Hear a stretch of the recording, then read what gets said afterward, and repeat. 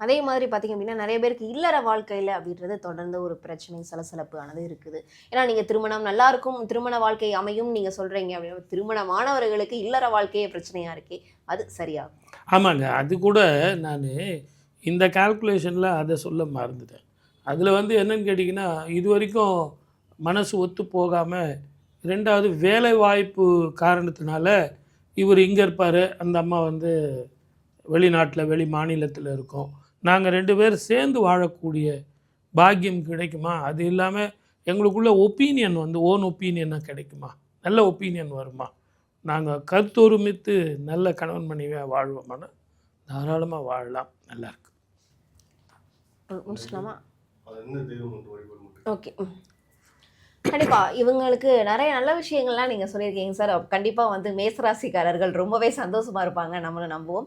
அதே மாதிரி இவங்கள் எந்த தெய்வத்த வழிபட்டால் ஏன்னா நீங்க முன்னதாகவே சொல்லியிருந்தீங்க, இந்த மாதிரியான தெய்வத்த வழிபட்டால் நெறையா ராசிக்காரர்களுக்கு நெறைய சிறப்புகள்லாம் கிடைக்கப் போகுது அப்படின்னு. இவர்கள் எந்த தெய்வத்த வழிபட்டால் இவர்கள் சிறப்பாக இருப்பாங்க? பொதுவாவே குருன்னு சொன்னாங்களே முருகன் தான். அந்த குருவ வழிபடுறது மிக அதிக சுப பலன உங்களுக்கு அதிகப்படுத்தி தருவான்.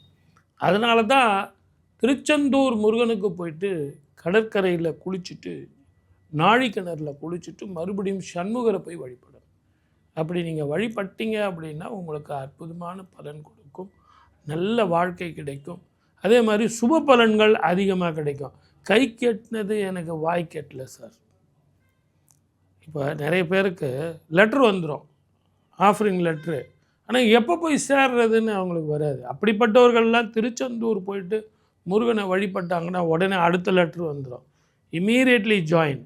ஏன்னா, வெற்றியை தருபவன் முருகன் முருகன். வெற்றியை அருள்பவன் முருகன். எனவே அவரை போய் நீங்க வழிபட்டீங்கன்னா, பலன் கை மேல கிடைக்கும்.